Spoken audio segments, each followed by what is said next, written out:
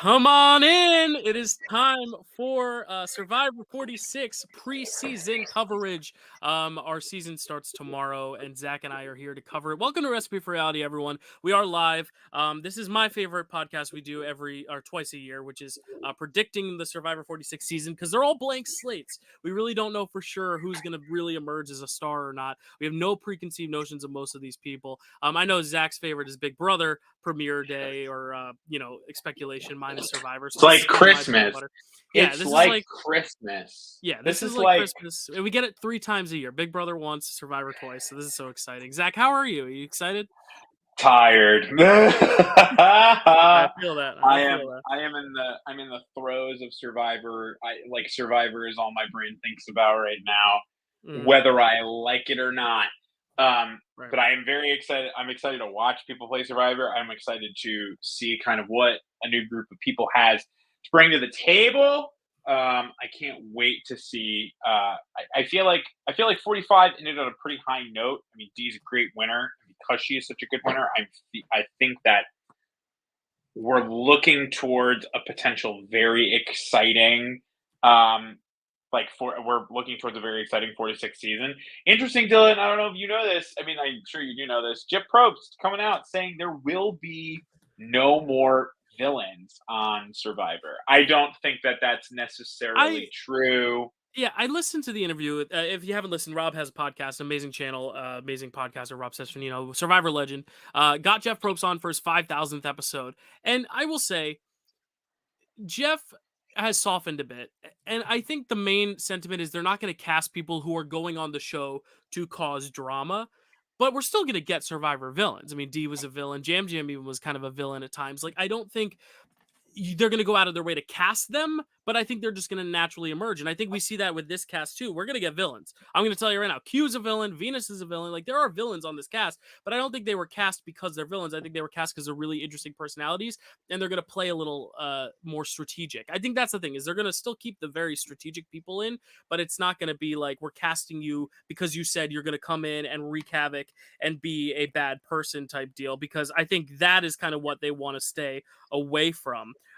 So I do see the sentiment of not wanting to cast bad people, but I think saying the word villain kind of gave the weird indication that we aren't going to get like anyone who's going to be schemy, like your Shans, your Omers. Like, we're still going to get that. I feel, at least I hope.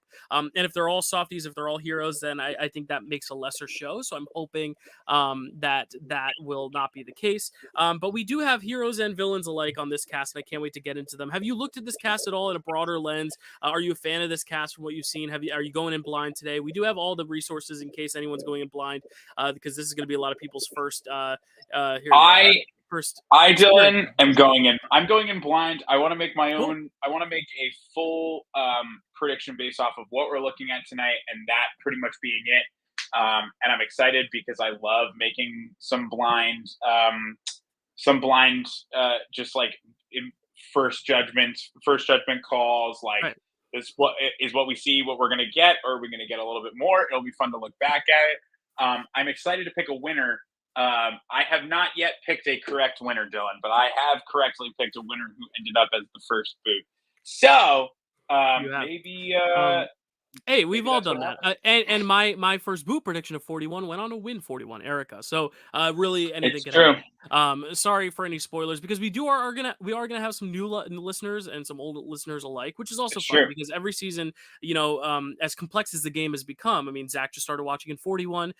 Some people are going to start with this 46. Some people have started from 1 and are working their way forward. And I think that's something we see in a pattern of all these interviews, is that a lot of these contestants came on late. They either came during COVID, during the pandemic, when they first went on their Netflix and they had to find something to watch and they got hooked.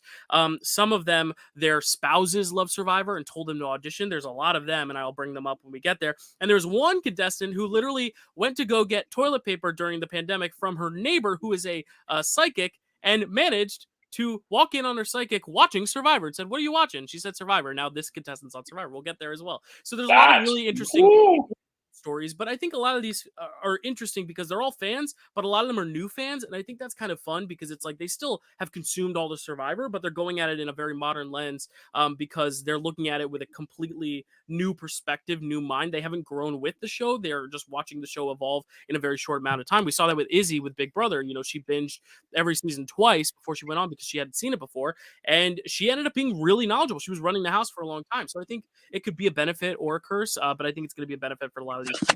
But it's a really interesting group. I'm really excited for them. I took their interviews on CBS and condensed them for copyright reasons, but I gave a little bit of a snippet of everyone. But let's bring up this cast really quick. Beautiful looking, very attractive people on this cast. But there we go. There is your, I mean, just the way the light is hitting them. There is your cast for Survivor 46. From left to right, I'm just going to go through their names just so we get a very blanket, very first impression here. On the left to right, I'm going to start. Guy in the blue is Hunter. Right above him is Tim. We have Venus, then Liz, then Mariah, then Randon, then Banu, then Maria. There's a Maria and a Mariah. The one in the middle with the tattoos is Kenzie. Then above her, we have Q, then Tiffany, then Charlie, then Jess, then Soda. That's right. Her name is Soda. Welcome to Club Soda. I'm thirsty. Then in the yellow, we have Tevin. Then above him, we have Ben. Then we have David, who's going by his last name, Jelinski. So we are going to be calling him Jelinski. And then on the end, there on the right, in white, we have Jem. So there we go. That is your cast. Well, let's call it a day. Let's predict. No, I'm kidding. We're going to go through each one of these. We're going to go tribe by tribe. We're going to start off with the, I don't have the names of the tribe, but this is the green tribe. And we're going to start with Mr. Ben Katzman. Ben Katzman is a, I believe, I should zoom out here. There we go.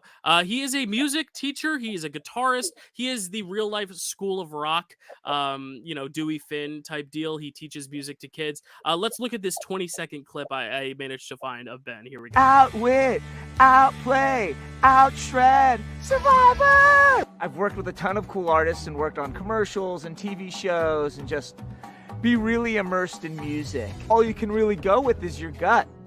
Will my gut serve me correctly? You know, who knows? Maybe, like if Jeff goes, the tribe has spoken, I'll be like, that does not rock. So there is Ben. What are your first vibes on Ben, Zach? Does not. I think that Ben rocks. Okay. No, I mean, very interesting. I feel like performers are sort of a hit or miss on Survivor. They can be a very strong and highly underestimated archetype. Or in the last couple of seasons, I mean, we saw J Maya. We saw who the heck else am I thinking of there? Jake was kind of Jake a performer. Like we see them kind of either be really, really out there and kind of easy scapegoats, kind of easy people to manipulate because they're trying to be very coy and very, very philanthropic about the whole thing, right? Very, very much empathetic and whatnot. So I think that Ben could be great. But it's going to really depend on I think with performers, it depends on who they make the connections with early on. If he makes a connection with a strong player, then I think he's got a good ticket to the end. If he doesn't, then I think it's, we're kind of looking at someone who could potentially be a first boot, or an early pre-merge boot. Depends on how things go. Yeah, I'm looking at Ben as either a pre-merge boot that just doesn't get his footing, is kind of the easy vote, or he's the easy person to drag along. I could see him making the finals, but I don't think Ben is a winner of this game just because I think he's just kind of one of those guys who goes with the flow. He's not going to be the one ever driving the strategy. I don't think, at least I don't get that vibe. So people are either going to really like him and be like, let's take him under our wing, or they're going to say that's a really easy person to let go if we have to go to tribal. The good news is I think this green tribe, the green tribe and the purple tribe, I think are going to be much stronger than the orange tribe. But again, we don't know what these challenges are going to be. We don't know if there's going to be tribe swaps. I think he could be someone who gets kind of stuck in a tribe swap if he ends up in a minority and doesn't have his original allies on his side. I'm a little worried for Ben. But I like him. I like him. I was expecting to like him a lot more, honestly. I was expecting to be blown away by Ben, but he was just a little more relaxed than I thought he would be. And I think it honestly reminds me of Sifu a little bit, where we thought we were going to get this huge Yes. personality with Sifu, but he really didn't get much airtime. And I'm wondering if Ben is someone they're going to use that soundbite for the marketing, but isn't necessarily going to make his mark in the game. But we'll talk about Ben in the end. Let's move on to Jem now. Where is she? There she is. She's at the top here. Jamila. She's going by Jem. This is one of those interesting stories. Her husband got her into Survivor, and basically told her to apply with him on the same audition tape, and they asked her back and not him, and he was the superstar. So that's a little rough. But hey, I'm glad she's here. She's from Guyana in South America. Now she lives in Chicago, and she's a brand mentor. So let's take a look at what Jem has to say. My husband is jealous. Him and I applied together 2 years ago, and then we got the email that they want me. I worked my way up to now managing 2 wonderful stores. I like to manage, and I think in the game of Survivor, it's perfect. I will pass down the tasks, so I'm not the bad guy. Growing up, we shared one single mattress. Food wasn't plentiful. That prepared me for Survivor in a way of like, I'm gonna go out there and I'm gonna play hard. All right. I like that. I like it too. that. I mean, Jem seems right off the bat. If anything, I can see why they would want to pick her individually over just like putting her automatically with her husband, because she seems as an individual like she's probably going to do. She's got everything that you need to be successful on an island like this. But I love her thought process of like, you can run into a lot of issues with someone who just likes to manage everything. But I like her idea of, I'm going to manage everything, but it's not going to be like, I'm not going to like have my hands and make sure that I'm the one doing everything. She's actually in the idea of saying like, I'm going to pass down tasks. And sometimes you just need to make people feel like they're the person doing the thing in order to kind of get them off your back, right? And then you have an opening to make them a target. I think Jem's a pretty good winner option. Depends on how much of her hand she shows at different points in the game. Right. Yeah, I really like Jem as well. I think Jem is someone who is going to be sneaky and cunning and strategic without ever coming across it, which is really, really good. She also said in her pre-season press and her interviews that if she gets an idol, she's playing it the second she gets it, which I don't know is going to actually happen when she actually gets on the island. We do not know for sure. It could be one of those case scenarios where she realizes in the moment maybe she will hold on to it. But I think that's a good logic to have. It's just like, if you're safe, use it. Get another day. It's kind of the Sandra mentality of, as long as I survive another day, that's all that matters. I just had to survive to the next day and the next day. And she has that mentality. She's worked up her corporate ladder very quickly. I'm very impressed with Jem. My only worry is that other people might not see her as impressive as the viewers will, because she might be playing a little too under the radar, to where she's really going to have to sell herself in the end. It's almost like a Marianne thing of like, she may not show the people on the island how well she's playing, and if she gets to the end, she's got to convince them. And I don't necessarily know if she will. I hope she does, because I really like her. All right, let's move on to Charlie next. Charlie Davis, who I thought was going to be our nerd archetype. He might be. He's definitely our male nerd archetype, or at least one of them. He is a law student from Harvard, so he's super, super smart. But he's also a track runner, and he has a secret obsession with a very famous pop star. Let's take a look.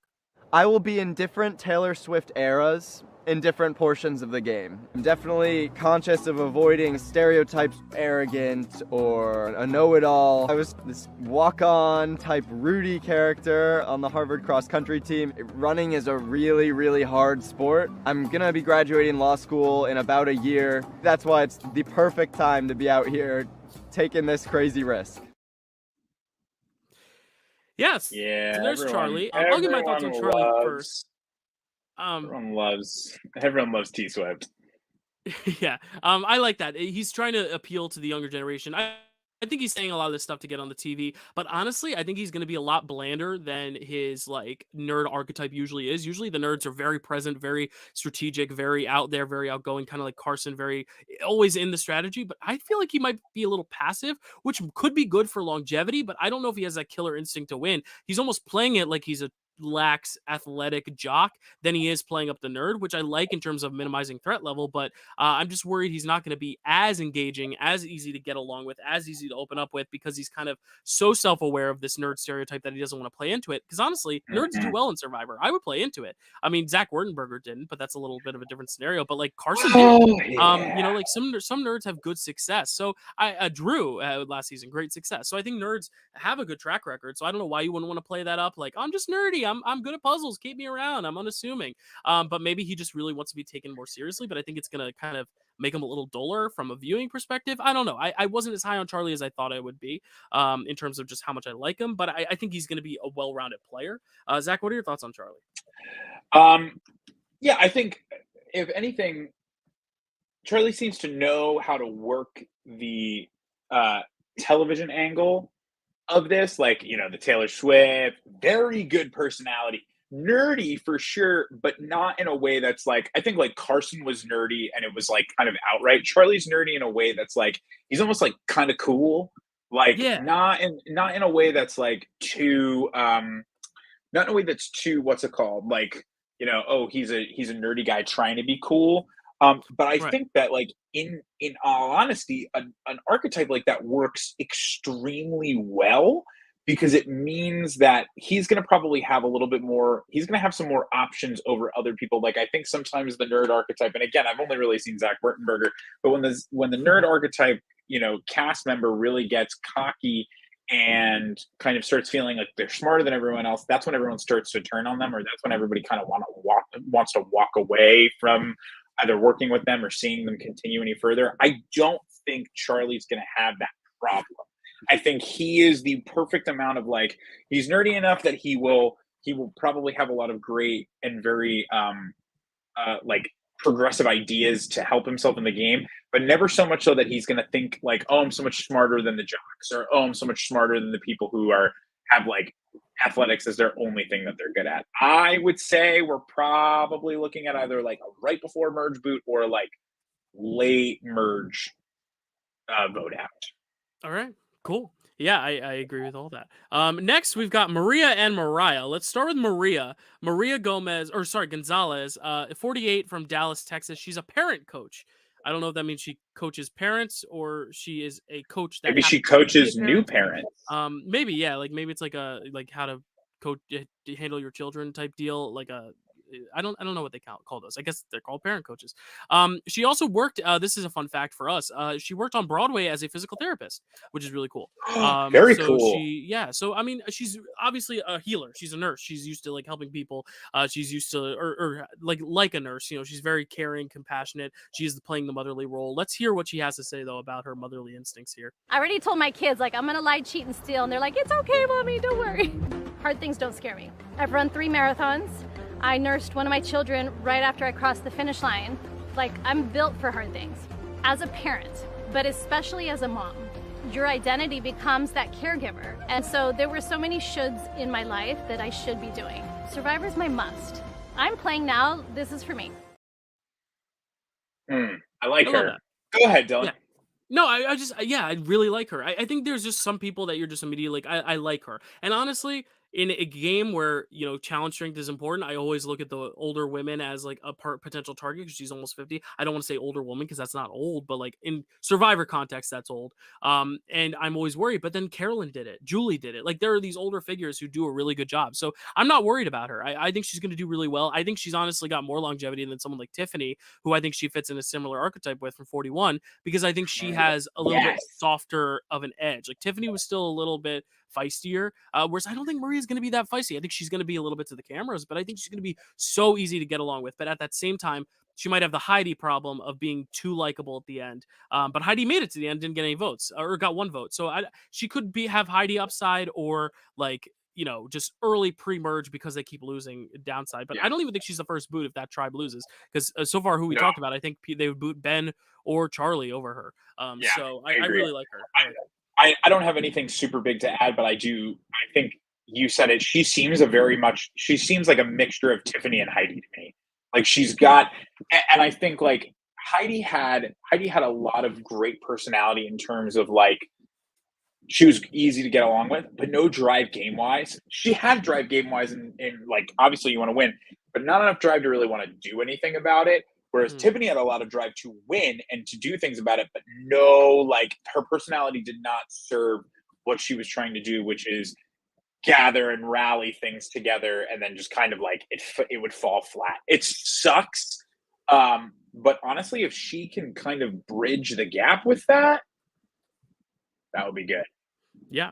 So let's now move from Maria to Mariah, which I think it's great they put them on the same tribe because you might as well, right? Because then it's easier to differentiate when the two are right in front of you. She's the nerd of the season, though. If Charlie is the male nerd, she's definitely the nerd. If you're just gonna look at like nerd archetypes, but let's hear from her. There's a program coordinator. She's 28 from Boca Raton, Florida. Here is Mariah. We've had basically literally the god of thunder on this show, and I am not that. Growing up, I felt very disconnected in my community and in my family, and it was really influential looking up to Cochran or Aubrey. I do not want to be remembered as a woulda, shoulda, coulda. I want my legacy to be like, yeah, no, she could not have done anything different. All right, Zach, what are your thoughts on Mariah?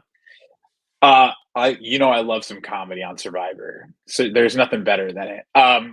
You've had the literal God of Thunder. Who was the God of Thunder? Jonathan. Who was that? That's who she was referencing. It was Jonathan, right? Yeah. 42. Okay. Yeah. Yeah.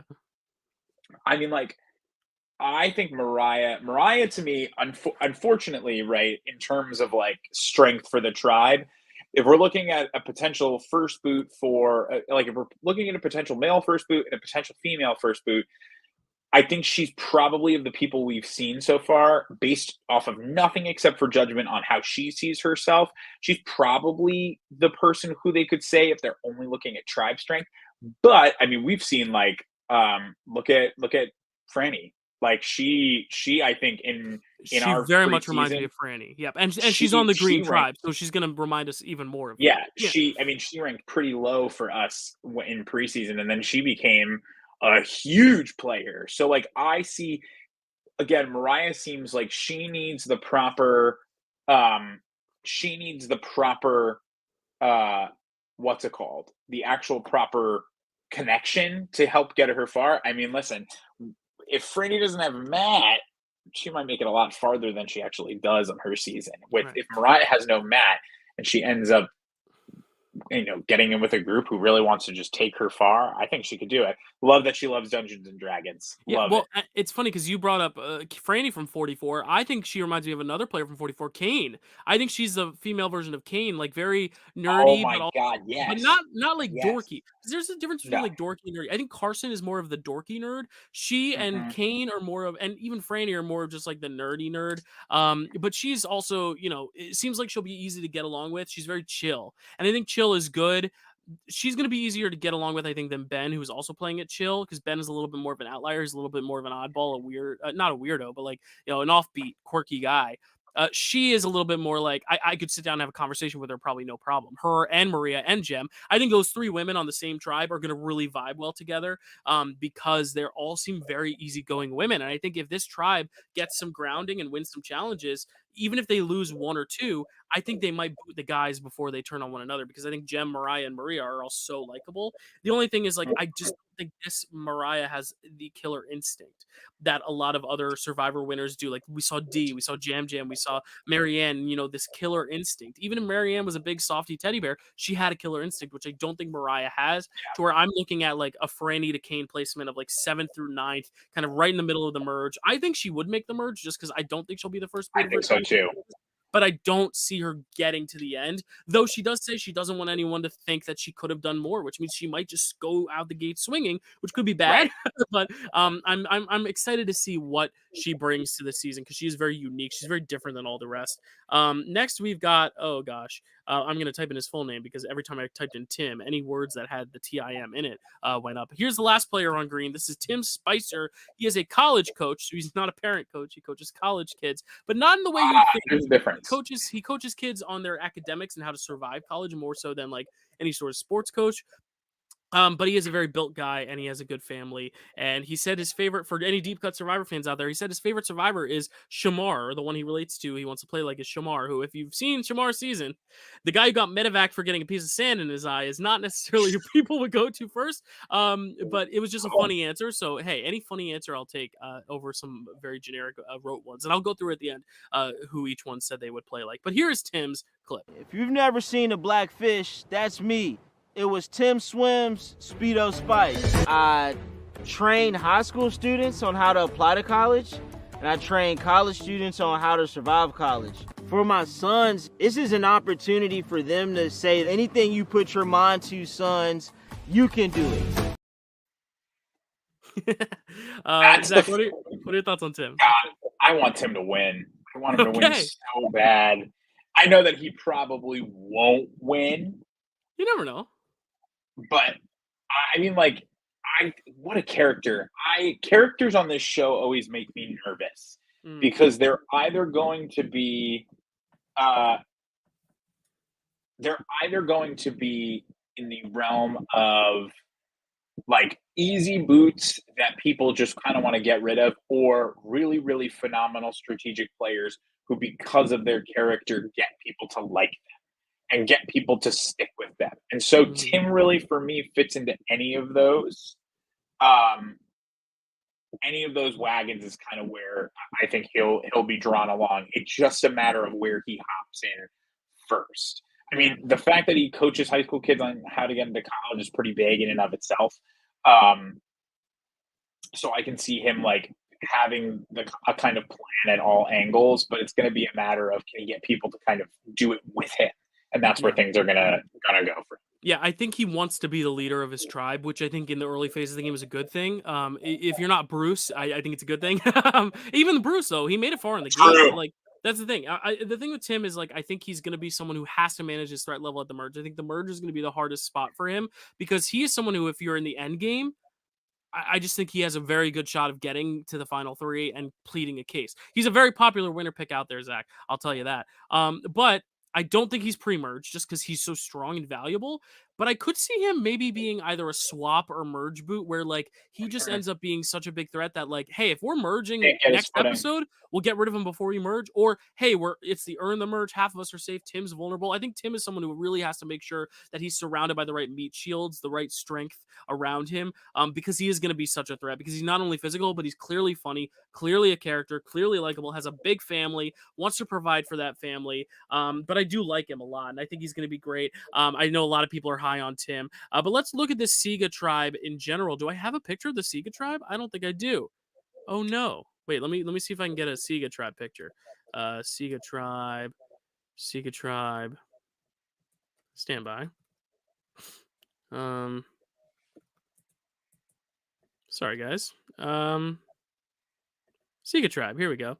I'll share this tab instead. So here's the Sega tribe. Let's just look at them here all together. Zach, now that we've seen all six of the Sega tribe, who do you think is like the one who's going to kind of be running things early on, and who do you think is going to be like an early target of these six? I think Jem's going to kind of be running things early on, and I really do think that Ben is probably the earliest target. Ben's a very early target. Yeah, I could see the women coming together and pulling in Tim or pulling in Charlie or both of them. I could see Ben and Charlie getting along. Ben especially just kind of being like this kind of guy that everyone likes and has around, but is an easy person to target first. I agree. But I honestly think this is a very well-rounded tribe that I could see just winning challenges. I mean, Charlie's a very impressive track runner. Tim has the strength. Jem and Mariah are going to be great at puzzles. I think Maria, while she's older, is still going to hang with them. Ben is honestly probably going to be the weaker challenge performer, but even then, I don't think he's going to be bad. So I think their biggest strength right now is their challenge strength, if I had to guess. But let's now move on to the purple tribe, who I think is going to be one of the best in terms of a character perspective tribe. The green tribe is like kind of the normal tribe, in my opinion. The purple tribe is the big characters, and then the orange tribe is like the Lulu, the disaster tribe, if I had to guess. But here is Tiffany. She is from, look at this, Elizabeth, New Jersey. way close to where Zach and I are. Oh, wow. And she's an artist. She's a visual artist, so she does like painting and drawing and stuff. So here is a little bit on Tiffany. Dang, I feel like we in therapy, girl. What? You asking all these federal questions? Not being able to wipe my for 26 days? Girl, I'm gonna struggle. Ooh, sorry, y'all. See, look at it. As an artist, you're basically selling yourself. I have like a little bit of I can do anything in me, and being out here is just gonna elevate that times 10.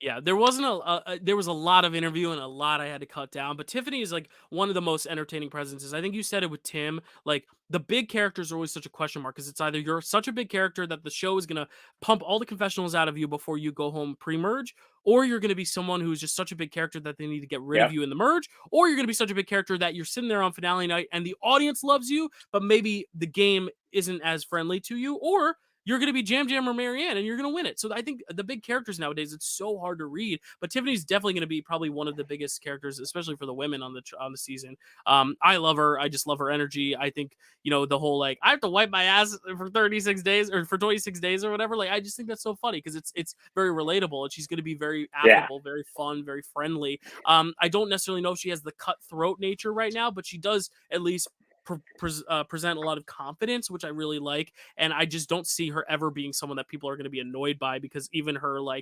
annoyances and her pet peeves are endearing because they're funny. But I really like her, and she's a local, so like I have to root for the New Jersey people. But what are your thoughts on Tiffany? I mean, I like Tiffany. It's hard. I could see her.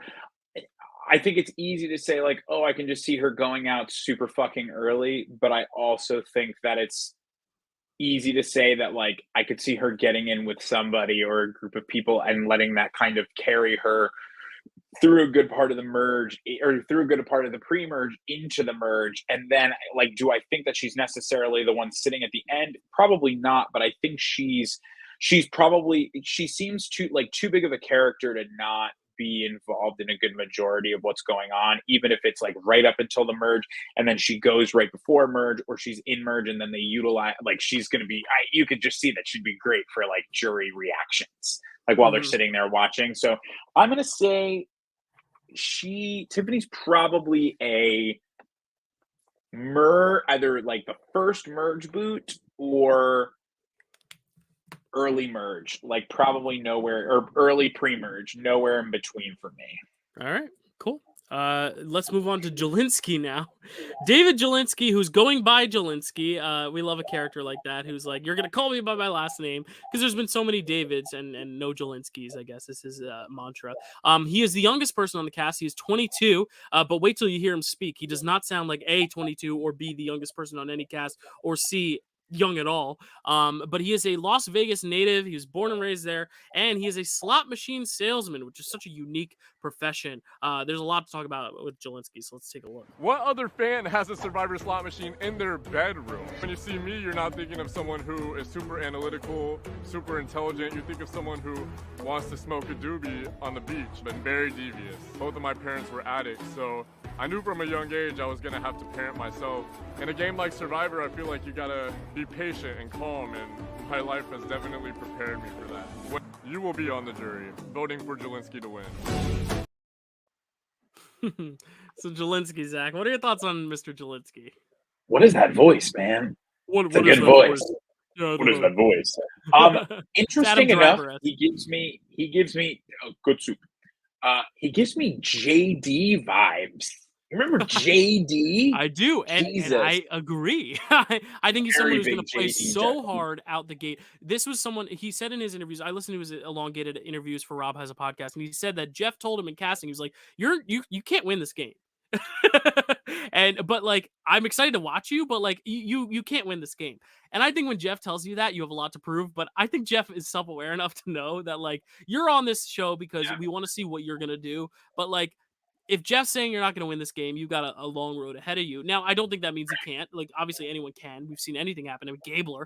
But I really do think you got to bring him up, man. He's going to be someone who's really going to come out the gate swinging, and either it's going to work or he's going to be a very early boot. I worry a little for Jelinski that he's a little over his head. I mean, he has acknowledged in his interviews that he is kind of an arrogant, pompous guy, and he's aware of that. So self-awareness is good, but also it doesn't sound like he's gonna like try to change that too much. But he did say he's also loyal to a fault, so I think that's a good thing if he has like a good number or an alliance. But if you're a little shady, I don't know how many alliances he's gonna actually get into. But any other thoughts on Zelensky?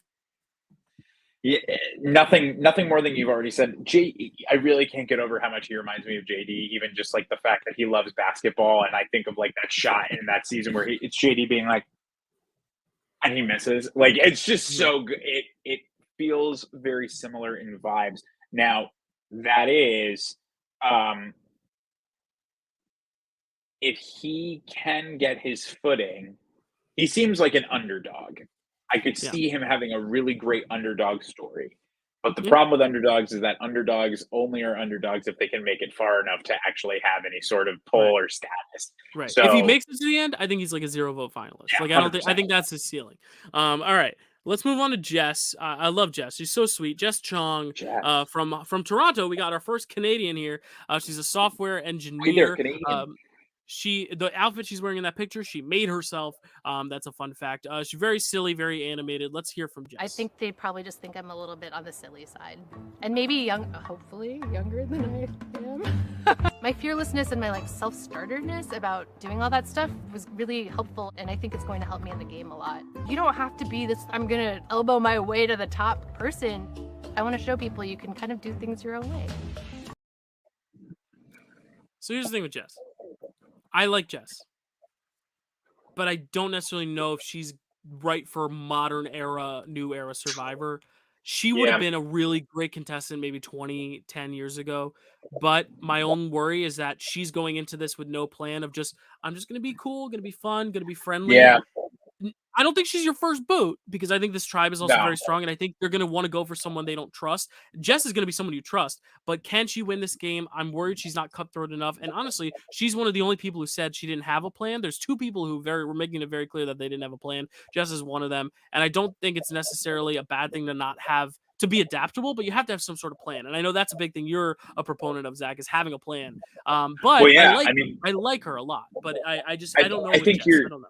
I think you're right. Like, that's a very old school mentality of not having a plan and kind of going with the flow, because then what you're relying on is you're relying on other people to kind of come in with some sort of planned out sequence of events that you get to be a part of. Not like, you get to be a part of for free, but you if you're not trying to have pull or you're not trying to contribute your own sort of like a plan to the pot, then like, what reasoning do people have to keep you? And I think that especially in an era where like people haven't like mastered the game, but they've kind of learned how to cheat it. And I think that like, it's not cheating in a bad way. People have figured out how to 3D print puzzles. People have figured out how to, kind of break the different challenges, so to speak. They figured out how to break strategy. Like, you can't just have nothing. You can't come in with nothing, because if you come in with nothing, then you are going to probably be given nothing. So, I mean, I don't think she's first boot. I think she does well just start, and it just probably does this. Yeah. And I will say the good thing about Jess is that she is acknowledging the fact that, like, obviously, and this is very sad to admit, but like, there's a stereotype for Asian people being very smart, and she knows that, which is why she's going to really lean into the silly side of herself, which I think is a good strategy. I mean, that's some strategy. So at least she has a plan in how she's going to present herself, even though she doesn't necessarily have a game plan. So I'm really interested with Jess. I think she's a question mark, though. Like, I could see her being almost kind of like how Jamie and Lauren were in 44, where we're like, we haven't really seen a lot of them, and they're just kind of there along for the ride, but we still like them, but they don't have any win equity. Like, I could see her making the finale even, but I just don't necessarily think she's our winner. But I could be wrong, and I have been wrong. So we will see. Let's move on to Bhanu. Oh, Bhanu, sweet Bhanu. He's from India. He is an IT quality analyst, and he is, let's just say he's the Nasir of the season, and you'll see why very short. I just want to go run and give Jeff a big hug when I see him on the island. My husband George introduced me to Survivor. He's a super fan. As I was born into poverty, there were times when there was no food. We lived under thatched roof, just like Survivor. And so this is mom to me. This is Mother Nature. But here I am today. I like Bhanu. Tell me about Bhanu, Zach. God, he's so fun. And just like, listen, as a player, he might not have much win equity to someone who's like, oh, like looking at the game, like he didn't really talk about how he wants to play the game. He just talked about that he would be good on home. But like as an audience member, like all you want to do is you want to have people who are just excited to be there. And especially in the last couple of seasons where we've had people kind of like give up their shot at being there, like it's refreshing to see someone who considers that island for him to call it home. I mean, like, and to talk about like, I think as a super fan, you run a little bit of a risk of playing a little too hard and playing a little over the top. But to be excited about being there, I mean, he's not going to want to waste his time. And so I think he either doesn't want to waste his time and overplays a little bit, or he doesn't want to waste his time. So he figures out a good middle ground and kind of coasts. Yeah, I love him. I think he's just one of the best personalities of the season. And there's a lot of big personalities. And I don't even think this is like a Tim or Tiffany situation where they're such a big character that they're a threat. I think he's not going to be a threat because I don't think anyone's going to necessarily think he has win equity, which is why they might drag along and make him part of his alliance. The only worry is that, like, what happened with Nasir? I mean, when you're a group of 10 or whatever, and you split 5 and 5, and it's just like, well, who's an easy boot? I think that's the problem that he's going to run into. I think that's easy. That's the thing that like Ben might run into that we talked about on the Green Tribe of like, sometimes you just might need to just put out an easy name that's not going to have an idol, not going to be causing waves, something that everyone can kind of agree on. And Banu is always going to be that opportunity. Now, the question is he going to have powerful enough alliances to help him out and keep him safe? That'll be the question. But like, I see very Nasir downside in the fact that like he could go out just right after the merge, not get his footing necessarily, or he could have like Jam upside. Like I really think he could be a winner if he makes it to the end, especially because if he's in the end, how do you not want to vote for him? Even if he hasn't played the best game, he is going to give one of the most endearing speeches. So I think that's just one of those things where he's a question mark, but I like him and I'm rooting for him regardless of where I'm going to put him in my rankings. So let me see. Do I have Q? Where's Q? See, the problem with Q is if you type in Q, there's just a million words. There we go. Q. It's hard to search the name. Q, who is a ex-football player from Ole Miss, a very built guy, very athletic guy. Let's hear what Q has to say. I'm one of 17 kids, so if I didn't wake up first, I probably didn't eat. Played football and ran track, so I had double duty within my small town. So I just Googled, what profession can I make when I'm working? I didn't have a clue about real estate. Fast forward 2 or 3 years later, I was the #2 agent in the U.S. I'd be in control from the start. So, I have to be careful to not make the bed that I don't want to lay in. Q is scary in the fact that he is playing hard. He is gonna find idols. He's gonna find advantages. He's gonna win challenges. Q is gonna be like your big kind of physical threat that you have to beat down to win the game. The question is, can he win this game if he doesn't win out in challenges and advantages and stuff? But that's a big question. Is he going to have a good enough social game, good enough strategic game to get the people around him to work with? Because right now he's just screaming big threat. Like he can't hide his threat level. Even Tim, I think, with his humor can hide his threat level. I don't think Q has that. And I'm worried for Q because of that. But what are your thoughts on Q? Nothing that you haven't already mentioned. But you know what? The other thing is, I mean, we got to call a spade. He's a real estate agent. And that, I mean, above him being threatening, real estate agents are not Mama Felicia. I mean, and that's a different game. But like, regardless, real estate agents are scary because real estate agents are trained to be relentless with the way that they offer deals and the way that they execute them. So, I mean, like, if he is already a physical threat, on top of him having the ability to kind of connect with people and make deals, I mean, it's going to be dangerous. It's going to be a matter of Q becomes the person of, well, we need to keep him around because he wins competitions for us. But once we get to merge, if he loses, he's got to go. He's got to go. You know who he reminds me of is Bruce. I mean, Bruce won the first 2 immunities, and then he had an idol, didn't play the idol, got blindsided with his idol. I don't think Q is going to get blindsided with an idol. I think he would play one, but the second he is vulnerable, like you said, I think they take the strike. Now the question is it going to work? Is it not? He did say in his extended interview that if he makes the final tribal, it's going to be the best final tribal you've ever seen. So do I secretly want to see him get to the end just to see what that's going to be? Yes. But Jake said the same thing. Jake said he was going to schmooze and bullshit in the final, and then when he made the final tribal council, he got 0 votes. So it didn't really work. So sometimes, I mean, obviously you can't hype hype up a final tribal if you don't necessarily know if you're good at getting there. But I would love to see him make it just for the sake of seeing that. But let's go to Kenzie next, who is kind of the figurehead of the promo materials, just because she is so likable and energetic and recognizable. She's been in a lot of the promos. So let's take a look at Kenzie's interview. If Parv and Marianne could have this like weird, strategic, hot, funny, positive baby, it would be me. Getting along with people is my bread and butter. Anyone can do good hair. It takes someone special to build a good relationship. If I go next door and ask my neighbors for a screwdriver, they don't give me the screwdriver. They come over and fix whatever I need them to. So Kenzie is playing the flirt card, even though she is engaged, and I think since married since the season ended. Zach, what are your thoughts? First thoughts on Kenzie? I don't know. Okay. You know, I am. Part of me thinks like, oh, that's someone who's going to have a lot of equity to get to the end because of that. But also, part of me thinks that she might shoot herself in the foot. If that makes sense. Like I can see her getting a little too cocky about her ability to kind of keep people in her corner. And when you get too cocky about something like that, you tend to make mistakes. So I could see her having, like I said, a lot of win equity, but if she makes the wrong move, I mean, she's probably toast. Yeah. It's going to depend.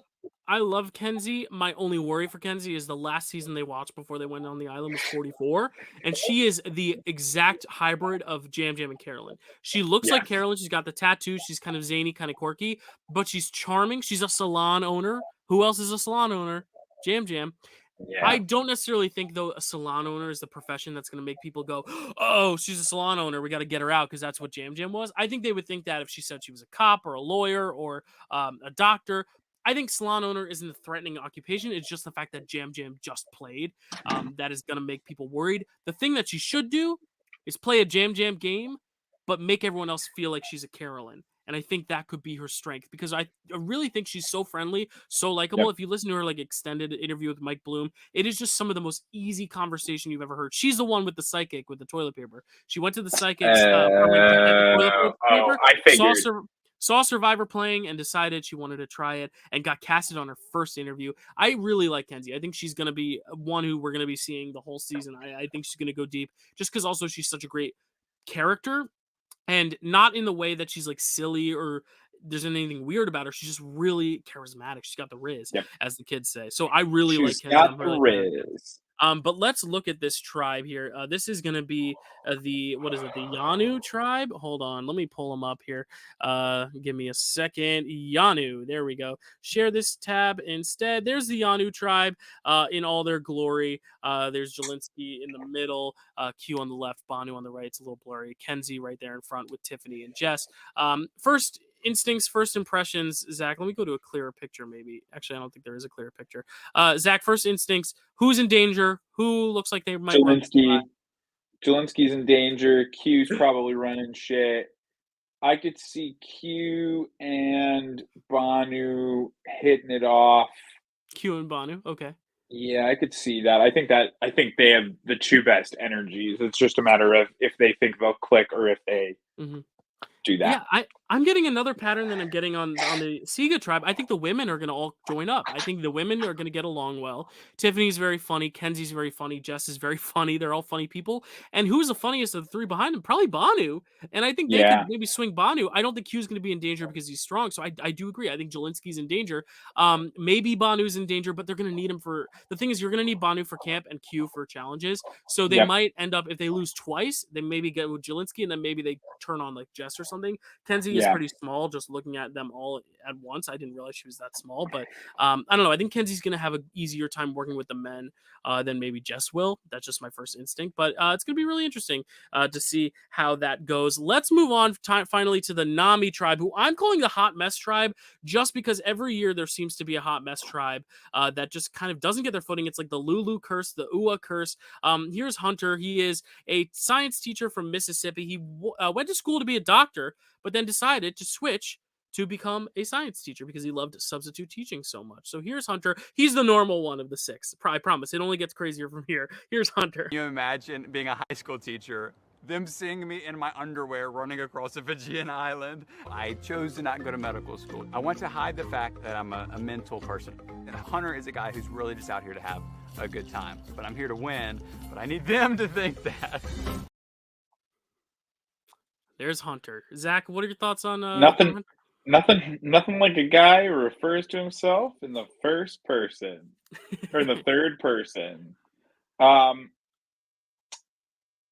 don't know. Some people I feel like I'm immediately like drawn on. Hunter hits me like, if you want to talk nerd, there's the nerd.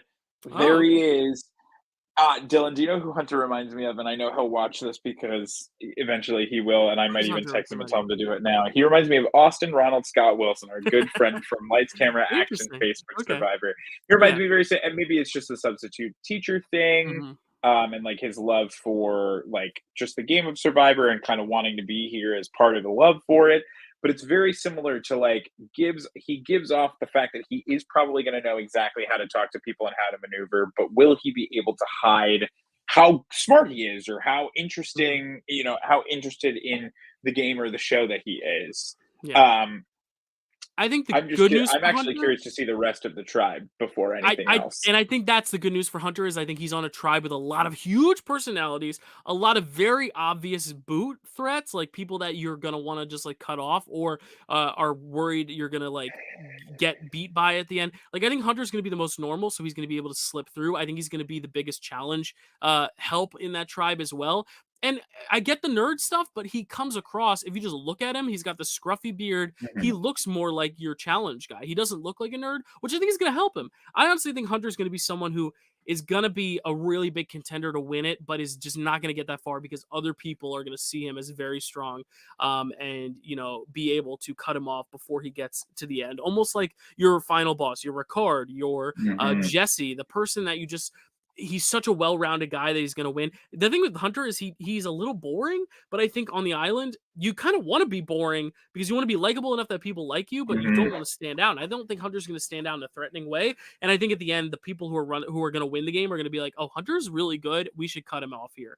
Especially if he's coming from the Hot Mess tribe. We saw Caleb and Emily came out of the Lulu tribe. Caleb with a big target on his back, but Emily was able to slide through. So he could be an Emily where he ends up on a tribe that gets decimated and kind of slips his way through the cracks. Or he could just go home because of what you said. I really don't know, but I like him. I like him a lot. Next up, we have Liz, who... wait, where's Liz? Uh-oh. There she is. Liz Wilcox, who is definitely also a little bit of a nerd, very quirky, very fun-seeking. She lives in Orlando, 35 years old. Here's a little clip on this. Just talk about you and... My favorite subject. Yeah. Yeah, I was really bullied as a kid. And I just realized these kids don't like me anyway. I might as well just lean into Liz. I have a full belief and love in myself. Hopefully I'm inspiring my daughter. If you've got an idea, just go for it. Oh, I like Liz. I didn't at the beginning, and then I grew to like Liz. The good thing about being the host of this is I could see Zach's reactions as he's watching it, and immediately she goes, "Oh, my favorite subject," and Zach goes, and then she starts talking more. The thing is, I have the same exact thought. The problem is, first impressions are everything, and who was going home until Hannah quit last season? Emily. Yeah, it's true. If she's an Emily, the thing with Liz is that she's either going to be like the first boot or second boot, or she's going to like surprise us and make it to the end. Like, I really don't think there's any middle ground for Liz. I think she's going to be someone who's either going to be a super surprise, almost like Emily. Emily made it all the way to Final 7. Like, I think Emily is someone we thought was going to be a disaster and was a disaster and then was able to overcome it. I'm worried she's going to have trouble fitting in with her tribe at first, but her tribe is very wacky and zany, so maybe she will fit in on this tribe. Maybe there's a method behind Jeff Probst's madness in putting them on those tribes, but I don't know. I'm a little worried. I personally look at her, and I don't see longevity, but I hope I'm wrong. I've been wrong, Erica. So I don't know about Liz. What are your thoughts, though? You said you liked her. What any? Well, okay. I appreciate Liz. But I agree wholeheartedly with you. I mean, like, it's going to really depend if people are going to see past a first impression in order to kind of like really link into and lock into, lock into kind of like what Liz has to offer. But if they don't think she has much to offer, I don't really know how she has any sort of footing. I mean, you know this better than anyone. When a tribe keeps losing and losing and losing, there's only so many options before you have to make a decision. And I mean, how frequent, how much can she survive? How well can she survive? Yeah, and just looking at the tribe, I think they would boot her. If they kept losing, I think she's someone they would let go before they would be like, let's stick her neck out. Because that's what happened with Sabaya, Caleb, the Sabaya, Caleb, Emily thing. It was like Sabaya is much stronger, but Caleb just trusted in Emily, and that's who he wanted to roll with. And I think this is someone who I think they would be fine cutting, honestly, if it came down to it. If like Hunter or someone we'll talk about later, Venus, was like, oh, I think we should cut Liz. Like, I don't think anyone's going to necessarily stick their heads out for her. Let's talk about Randon, though. Randon, who is very unique in the sense that his family watches Survivor and his daughters were so confident that he's the first boot that they are planning a first boot party for when he comes home. That was how he got into the audition room, apparently. That was his big selling point was, hey, my family thinks I'm the first boot, so I want to prove them wrong. Let's take a look at Randon. First of all, my daughter, she thinks I'm going to get voted out the first tribal. So she's having a Your Number One party. She's actually decorating the house right now. Nothing was given to me, and I had to force every single hand I was dealt in order to be who I am today. It's full circle, and my goal is not to go to a number one party when I go home. Randon. That's I don't hilarious. I don't think he's going to a number one party, especially because this tribe is so wacky. I think he's kind of normal. My problem with Randon, though, is if that tribe is going to keep losing, I'm worried it's only a Randon's matter going to of be a time. little more soft-spoken because this tribe is so loud, so big personalities, and him and Hunter are the more quiet ones. And I think if you're going to pick one for your tribe, I think Hunter's going to get along with more people than Randon is because Hunter's a teacher. Randon's very smart, but very quiet. And you'll hear this in other interviews if you listen to Randon. He doesn't like to elaborate a lot. He just kind of, he says, like, I've had it tough, so I'm here to prove. Like, he kind of focuses on the same things over and over again, which is, like, fine for casting because you really want to hammer home the, like, money lines of who's going to, like, what's going to get casting to want to cast you. But I don't know. I think he's someone that is almost a little too introverted. If he was on a different tribe, maybe he'd be better. But I think he's going to be someone that, again, kind of like Liz, kind of like what we talked about with Ben and with who else did we talk about in this way? Where they're just such an easy, like, if we have to let him go, we let him go. What are your thoughts on Randon? I hope Randon isn't at a first boot party. I like him a lot. I hope his kid gets a root for him. But again, I agree with everything that you've said.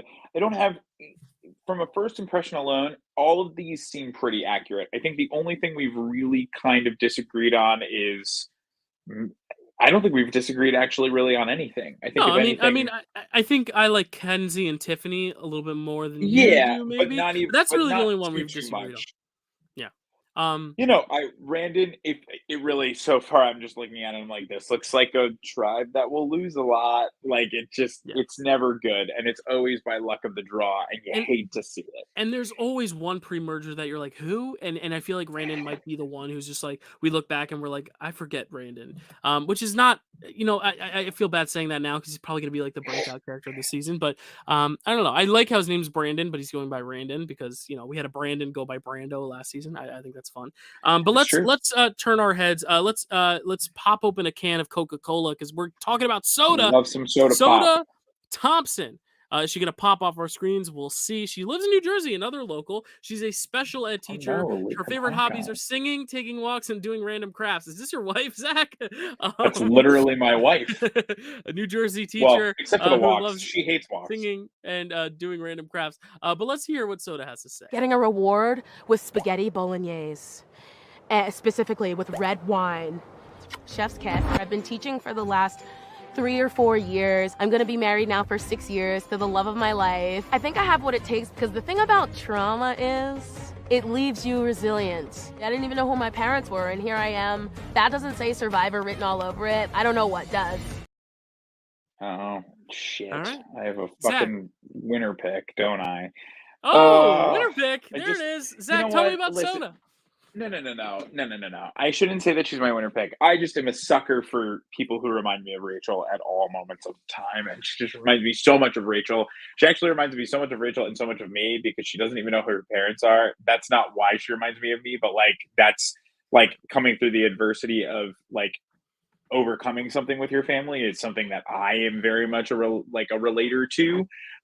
So I will always root for someone who's kind of coming from that backstory. She's just on the wrong tribe, man. She's on the Yeah. wrong tribe. That's Here's why my she might thing. not be my winner pick. Here's my thinking with Soda. I love her. She has Marianne upside. Yes. Oh my God. Suri upside. Marianne Because upside. here's the thing. A lot of people are saying, because she said in her bio, her pet peeve, she's afraid of things that fly and have wings. So like butterflies, wasps, bees, flies, bugs. Not a great thing if you're going on Survivor. But a lot of people have been countering that with, guess who was afraid of leaves her first season? Suri Fields. And Suri Fields definitely overcame. But the thing is, Suri Fields was on a tribe with 4 people. It was a 4-person Yeah. tribe to start, and it was all older women. So she was able to kind of mold it. If she's on a tribe with 3 younger men or whatever, they're going to boot Suri first. So I really think Suri just lucked out in the season she was in. That's not to say Suri is not a great player. She's a great player, but she got very lucky with her starting tribe. I think you nailed it. I think on this tribe, especially if they keep losing, I don't think she's the first boot of this tribe. I think people are going to like her enough, but she has even said in her interviews, her extended interviews, that she's not going to be good in challenges. And I'm just a little worried. It's good to be self-aware, but at the same time, if you keep losing, you're going to have to cut challenge strength. And I think her and Liz are going to be people where you're like, we gotta cut you. And it sucks because I like Soda so much, and I'm hoping I'm wrong. I'm hoping I'm wrong with Soda because I really like Soda. But I think if anyone is gonna kind of just be that fallen angel that we're all just kind of like, what could have been, it's her. If she can make the merge, though, I think we're Yes. looking at a finalist. I really think she has such good upside. The question is Agreed. going to be, can she make the pre-merge? 100%. The hardest part for her is going to be the first 3 days. I'm going to say that about the next contestant we're going to talk about too. The first 3 days, or the first 3 boots, is going to be the hardest thing. If you can survive the first 3, I think she could do really well. So she's a big question mark for me. But let's talk about the person who caught my eye first this season. It should be pretty predictable if you know me. Another Canadian, second Canadian, Venus. Yeah, that's Venus. Dylan's favorite. I'm gonna let everyone fight for the wheel, and I'm just gonna call shotgun. But I'm the one giving directions, just based off of looks. They already assume I'm someone who's been handed things her whole life, and all of that couldn't be further from the truth. Growing up, being a different color from everyone else, you start to feel as though you don't have a space. I want to be that representation that I didn't have growing up. My parents, they immigrated to Canada from Iran. They gave up whole careers so that I can come and have one of my own. That's why a huge goal of mine is to eventually do immigration law. There's nothing I can't accomplish, I can be the next sole survivor. Bow down to mother. I love Venus. Shut up. Here's the thing. Venus is someone who a lot of the internet is either like worshiping already because they're like Queen Venus. They think she's the next Parvati because she is gonna admittedly be that kind of sneaky, a little bit flirty player who's gonna get what she wants. She said she wants to drive the wheel without she wants to drive the car without putting her hands on the wheel or whatever. The problem is a lot of people are also looking at her because she did say, what do your friends think of you? And she said a lot of people on first glance think I'm a Regina George. They think I'm very closed off. They think I'm not approachable. But the more they get to know me, the more they realize I'm a big softie. She, like Soda, if she can survive those first 3 boots, she's good. The problem is first impressions are key. And I am worried that Venus is going to have a Regina George thing where everyone's going to see her and be like, she's a mean girl. We got to get her out. You just outlined exactly why I think she's in a bit dangerous position. But here's my thing. Look at her tribe. I think this is a good tribe for her because I think the girls on her tribe, Soda and Liz, are the 2 best people to have on your tribe if you're if you are come across as a mean girl. Because who you're not going to want to have on your tribe are the other more like younger, single, pretty girls. Soda's a big personality character. Liz is a little bit of a quirky. These aren't the type of girls that are going to be like, oh, you're the mean girl. That's where I think Venus is going to be okay. I really think she's going to be okay because she has people in her tribe that aren't going to be as judgmental as like other tribe mates. If she's on another tribe, I might pick her as my first boot. But I really think Venus has such a good, if she can get past that barrier, she's a really good motive to wanting to win the game. I really like Venus. She was one person that when the cast was revealed, I was immediately like, I am looking at her to be a real contender. Do I have her as my winner pick? We'll find out. But I really do think Venus has the chops to be like the next Parvati. And I say that about a lot of the young women who join this game who are kind of flirty, but she honestly reminds me of like Jessica Graff from BB19, who got into showmance, was on the wrong side of the Yes. numbers, but was very good strategic minded, a really good strategic minded person. So I think Venus could be first boot or the winner. Like, I think she really has such a range right now that I really don't know where to put her. But you seemed a little less high on Venus, so I'd like to hear your thoughts. Because I think Soda and Venus are more polarizing picks in this. It really is. I mean, we just said it. It comes down to first impressions. It comes down to first impressions, and it comes down to how people think of her and what they see and what they want to be running with at a certain point in the game. Now, listen, Venus, I could have said the same thing about Cassidy, and at a certain point, I believe I even did. I mean, like, you could see someone and see their cover and immediately have a thought. But if Venus never actually ends up going to a tribal, and I know we're saying like this seems like the tribal that's going to lose a lot, but there's a world where they don't. I think if Venus doesn't lose, she's probably set up in the best position in the entire game. She's going to be able to work her way around, and that's very clear. Just the way that she speaks. I mean, she loves playing poker. The fact that things like that, playing poker and creative writing, they couldn't be more different from each other. So the fact that she is so playing well poker, creative writing, and making short films, those are her answers. Yeah. Oh, I wonder why you like her, Dylan. You are a simp through and through. I'll be the first to admit. I immediately watched her videos as I have the biggest crush on Venus. But here's the thing. There are other single guys in the game who are going to feel the same way. Single girls even, maybe, who are going to have crushes on her. That's why Parvati did so well on her original seasons. That's why she did so well on the Traitors recently, is because she's a flirt, and sometimes that works. But the thing is, I like what she said about her not only wanting to be that kind of pretty girl, that there's more to her. And I honestly think, kind of like Emily last season, where if she can survive that first tribal, maybe gets a little heat, gets a little attention, becomes a target, but that second week kind of talks to her tribe, is like, listen, I don't want to be perceived as a sneaky, cunning, conniving biatch. I want to like get to know you, open up to you, and I think that's where Venus could. I think Venus could have a big turnaround. I think she's going to be a villain, though. I do wholeheartedly think. Yes. And I'm so excited for it. Sorry, Jeff Probst. I'm so excited for it. Let's talk last but not least, certainly not least, if Kenzie's not the biggest character of the season, it's this guy. It's Tevin Davis, the actor from Virginia. Baby. One of the only people that has ever gone on the show with the profession of actor. Not acting teacher, not performing arts, in high school, kind of like Jake did. He is an actor. Which is a very rare instance, because we know, inside casting, they don't love to cast actors. They want authenticity. But I'll tell you, Tevin is anything. If he's anything, he is authentic. So here we go. Here's Tevin. It's actually happening right now. To overcome a lot. My mom and dad kind of struggle to make ends meet, not having electricity. Out of adversity, through that, I found who Tevin was. And I had no idea that I was going to be an actor. I had watched High School Musical, and I said, if that's what acting is, I don't want to do that. But I got on that stage. All of the struggle that I had been through went away. Acting is putting layers on, and then you come and you do this, and it's taking all that off. And I'm excited to meet the Tevin I am after this. Oh, I can't wait. What do you think about Tevin, Zach? I love Tevin. He reminds me of my students from last year, like a grown-up version of like my seniors who have graduated. I want the soundbite of "It's actually happening right now" for everything I do. Everything I do, I want that soundbite. One more time. It's actually happening right now. To overcome a lot. It's actually happening right now. Like, it just fits in everything. I love it. Yeah, I love Tevin. I love him. He's great.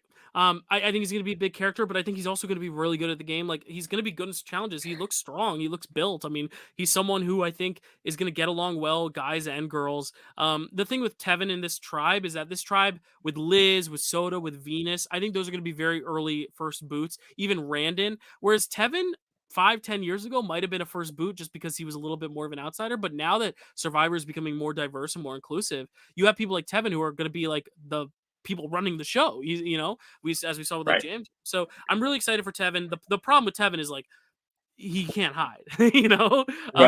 So it's one of those things where if he gets to the end, I think he's a good shot at winning. But like, how many people are going to actually want to bring him to the end? But the thing is, like, how many people are going to want to cut him? Honestly, like he's really got a lot of good potential, I think. So I like Tevin a lot. Oh, I don't need to say anything else. So let's look at this tribe. This is the Nami tribe here. You got Randon, Hunter in the middle. Then there's Tevin. Then you have Soda, Venus, and Liz. Looking at this tribe at first glance, who's in danger, Zach? I think a lot of people are in danger, but who's like going to be target public enemy? I think it's. Oh no. Liz. I think it's Liz, man. She's done for. She's done for if they lose. Yeah, I think Liz, but I also think Venus could be like another target that ends up like surviving the first episode and like then getting her footing. And I think Soda could be someone that if they just keep losing, she's unfortunately almost like that Genie from Survivor 41, where it's like, oh man, like you just kept losing. But the good thing is there are tribe swaps this season, supposedly. So like hopefully we're gonna be able to see someone kind of emerge that was maybe on the bottom and kind of head to the top. So I'm gonna pull up the whole cast right now. Where are we? Here we are.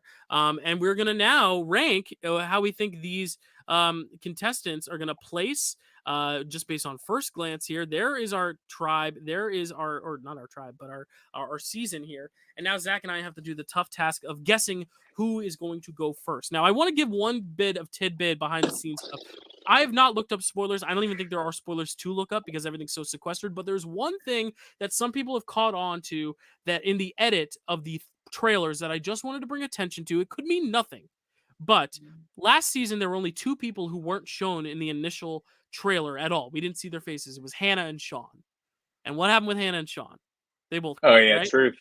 There's one person who is missing from like the earliest promotional trailer, and it is Jelinski. Now, I don't think Jelinski's quitting this game. He is not the type of person I would ever think is quitting this game. No. But a part of me wonders why he was the one left out of the promotional materials.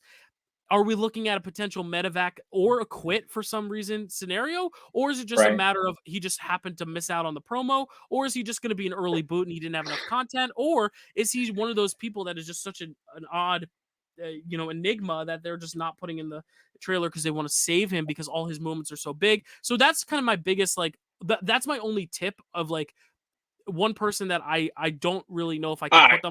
I wasn't gonna put him there anyway. The thing is, another thing is also these first two episodes are 2-hour episodes. They're not an hour and a half. They're 2 hours, which means, in my opinion, if the first two boots are huge characters, if the first two boots are not huge characters, why spend 2 hours, getting to know all these people? I think we're gonna see two really big personalities go in the first 2 episodes is my thinking. So with that, I do put, just for the safety of the game, I did put, because I think it's going to be a hot mess tribe, I did put someone from Orange in the last place, but I did put Jelinski in the second to last place just because of the whole idea of if for some reason Jelinski did something. Now, here's the thing. Jelinski could have made the final 5, but let's say he did something problematic behind the scenes or pissed off production and they just chose to keep him out of the preview anyway. I mean, it could be that. So we don't know, but to be safe, I will tell you my 18 and 17. My 18, my first boot prediction is Liz. I agree. I think she's just the person that I think they're going to take out first if they lose, but we've been wrong a lot of times. I think I had Emily here last year, and then I do put Jelinski at 17 as that second boot in the second. You can have that the same though, because I think if we're gonna be careful, and I mean, like, listen, I'm going to tell you right now, I got to have someone from every tribe, just to like cover the bases at the bottom. Right. For those who don't know, we play a power rankings game, and so let's say Liz is voted out first. Zach and I will both get 18 points because we both had her in spot 18. And then the next week we will have a whole nother ranking. So it's not going to be the same ranking every week. So whoever's number 1 this week could be number 17 next week. That's how we're going to do it. So you have then Jelinski as well. And then immediately following, I'm going to give you my 16 because it's Ben.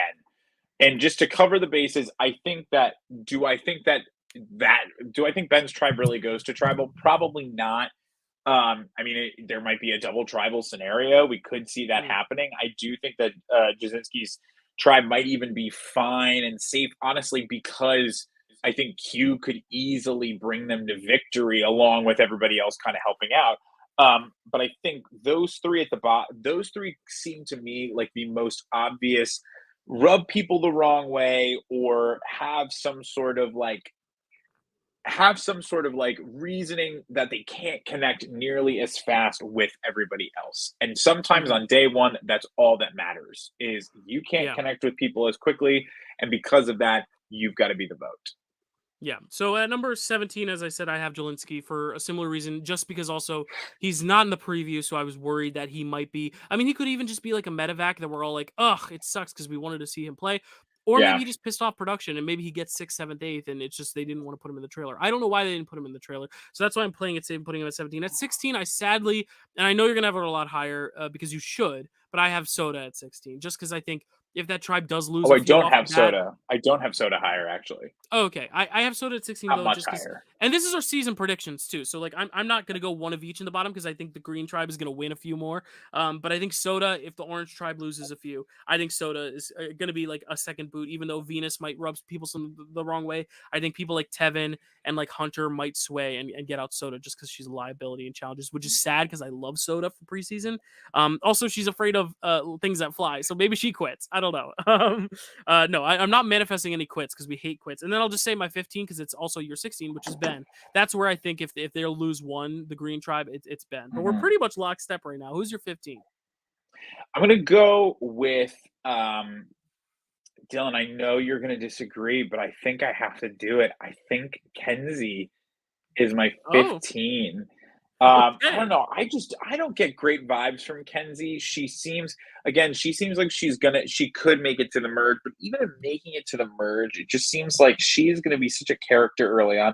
I think it really is gonna come down to, does she realize that being the Jam Jam and Carolyn isn't like the thing to do to win? She's got to kind of play her own game, but I can see her taking a couple of missteps, and I don't love that. And I think All it's right. gonna kind of come back to bite her. Okay. At number 14, Zach, you go. I went ahead of you, so go ahead. 14. And then at 14, I'm gonna throw on there. Again, I'm going just kind of off the rails. Um, I'm going with If you my gut and if you not need a with my name, let me care. know. Oh no, If you I want to got just him. I say got him up okay. here. I got him up here. I'm going with Trevin at 14. Wait, I with Tevin? don't Tevin. Sorry, I said Wow, the Trevin. You know actor. what I said? Yeah. Listen, again, it's one of those things. I think around 14 is about a swap. Okay. Around 14 is about a swap. If they All are right. swapping, they might not be swapping, and I think that Tevin could kind of get caught in a swap fuck. I keep forgetting that we can curse. Could kind of get swap fucked, and be set in kind of a scenario where, I mean, people just don't, they see how good of a he is at connecting and how good of a threat he might be, and then that's something that they got to take out sooner rather than later. Mhm. Especially when they need tribe strength and not to take out the people doing doing the best in challenges. So I put him at 14. I don't know if that's necessarily something I feel good about. Yeah, 14, I have Randon. I'm really down on this Orange Tribe. I like them, but I think this is just one of those things where, especially if there's a swap, Randon has already said he's so introverted that I don't know if he's going to be able to connect with everyone. And if you get swapped and all your relationships are on another side, you're starting over so late in the game. I don't know if Randon's going to be someone who's going to be able to keep up as much. So I'm putting Randon at 14. Who's your You 13? can put him at my 13 then. Okay. Yeah. I'm with you. I'm down on the Orange Tribe as well.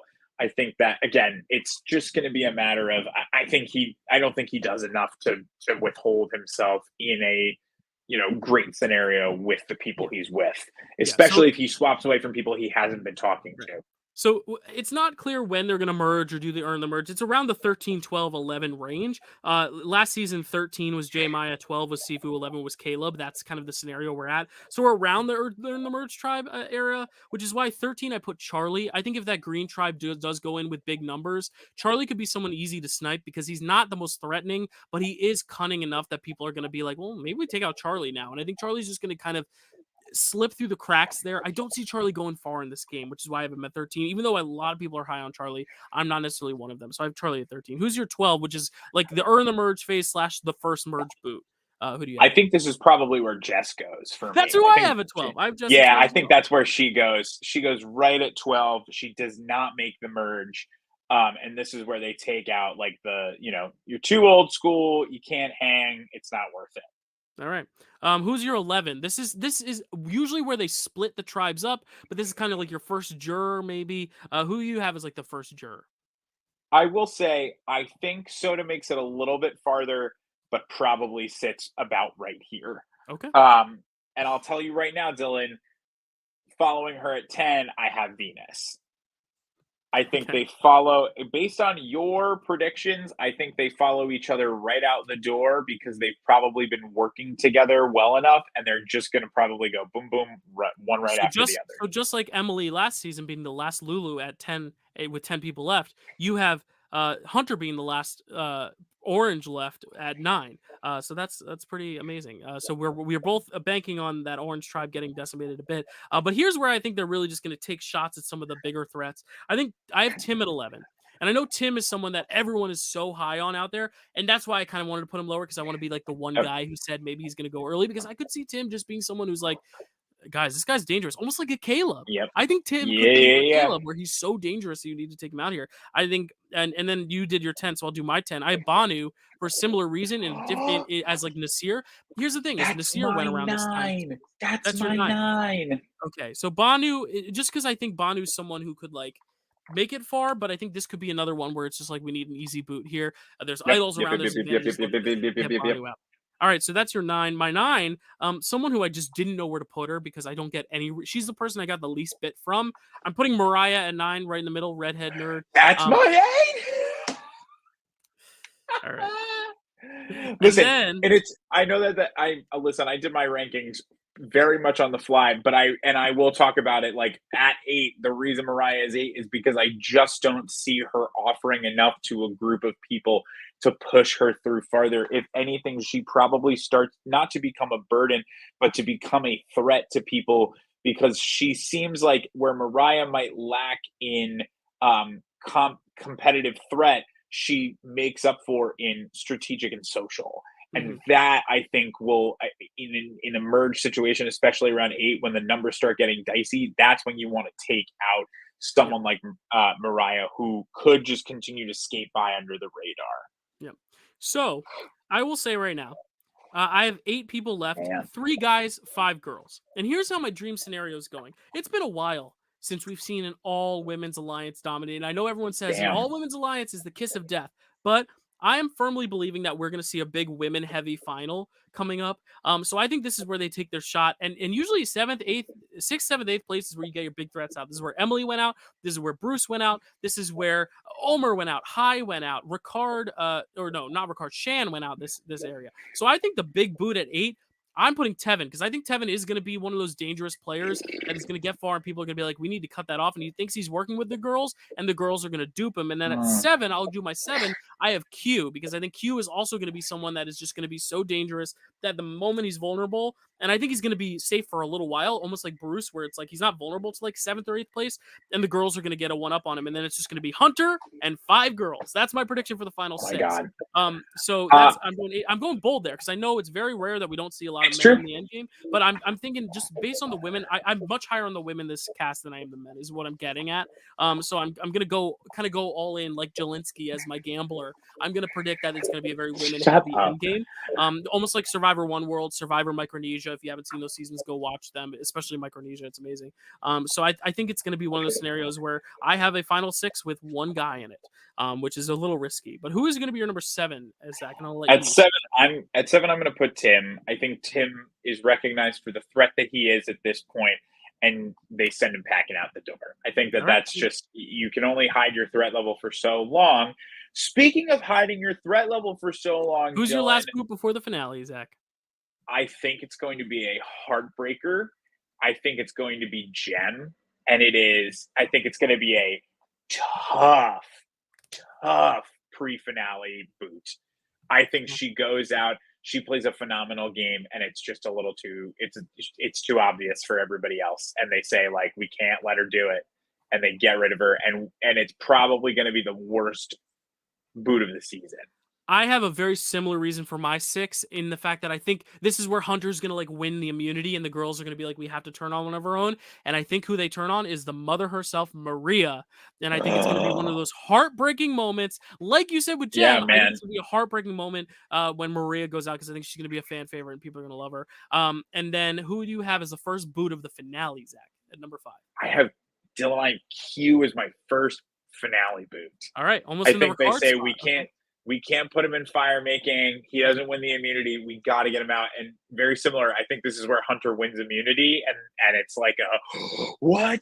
Oh my God, we thought we were going to get rid of Hunter. And then he wins the friggin' immunity. And they take out Q. All right, so at 5 is where I have Hunter going. So I think it's going to be one of those things where if he doesn't win, he's out. If he wins, the girls have to turn on each other again.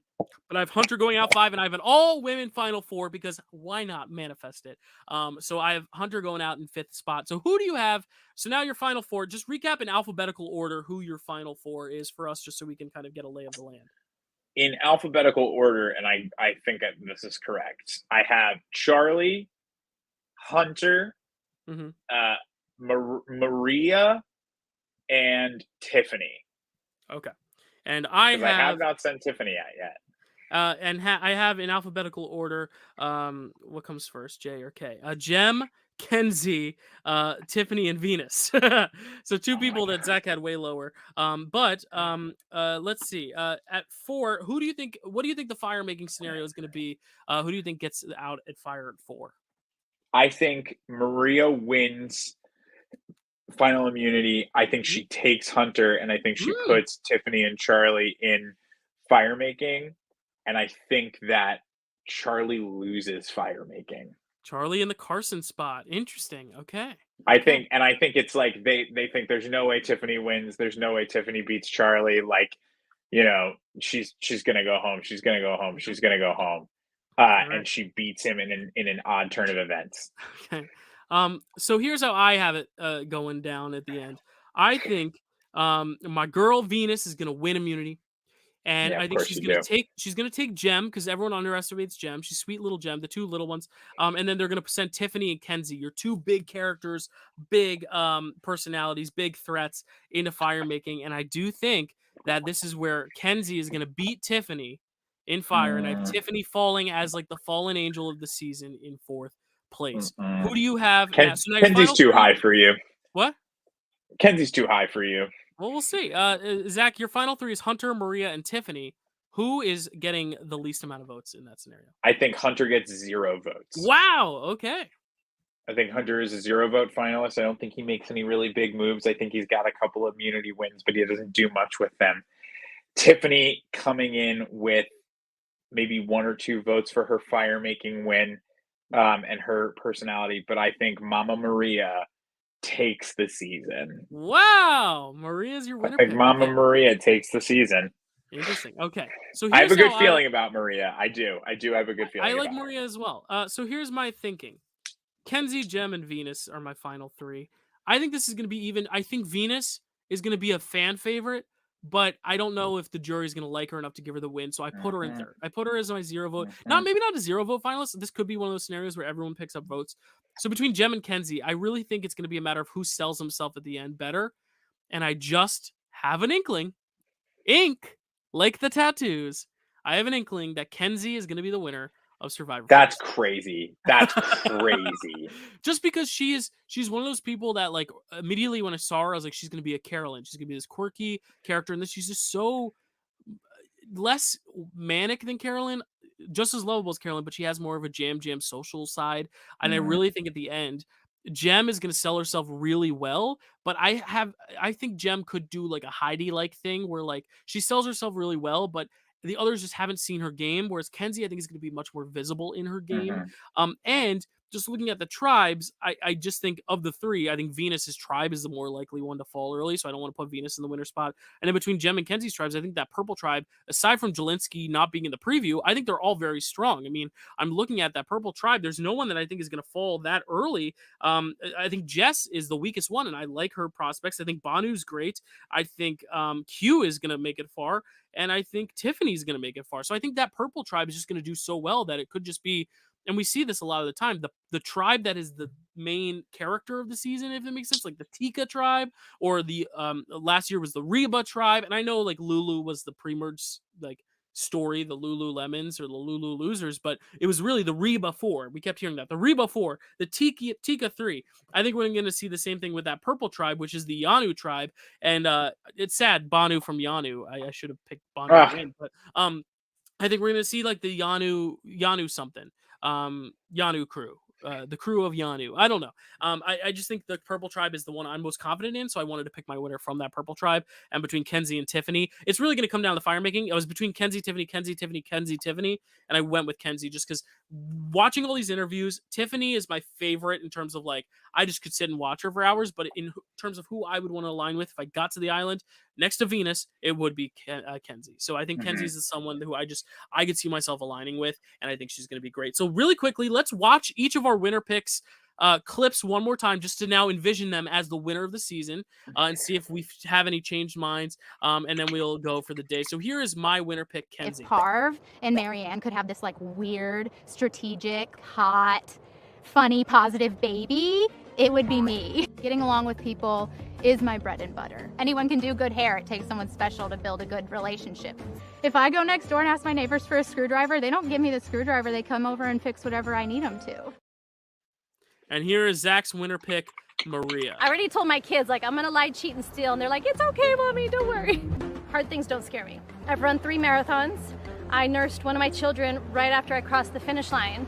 Like, I'm built for hard things. As a parent, but especially as a mom, your identity becomes that caregiver. And so there were so many shoulds in my life that I should be doing. Survivor's my must. I'm playing now, this is for me.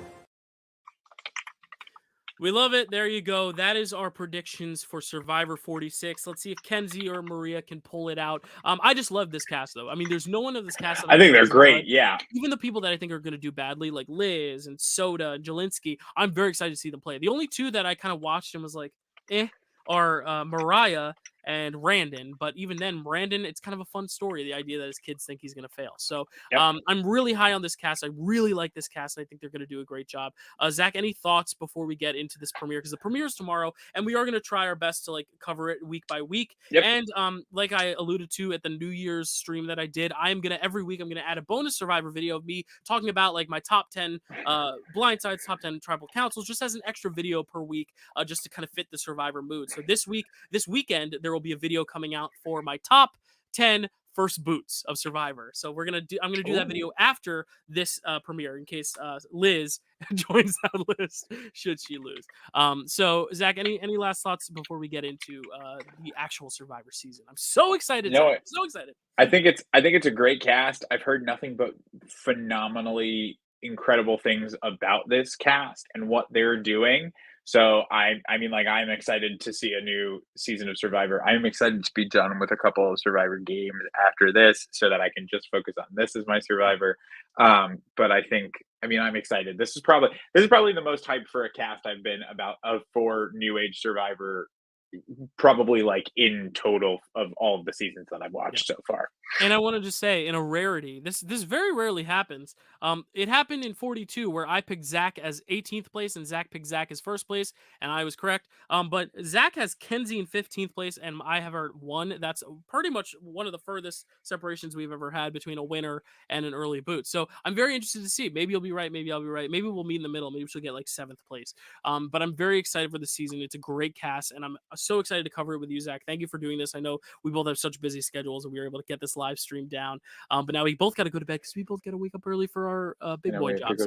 This is a secondary fun thing, but we want to make it a main thing. So if you want to help us make it a main career, yes, please subscribe. Go to the podcast, do everything you need to do. I will be better once my show opens. I'm rehearsing for a show to get these on podcasts and make it more regular, to make sure you can listen to them on time. I know I've been slacking a little bit with that, but please like this video. If you're watching, we've had viewers this whole time.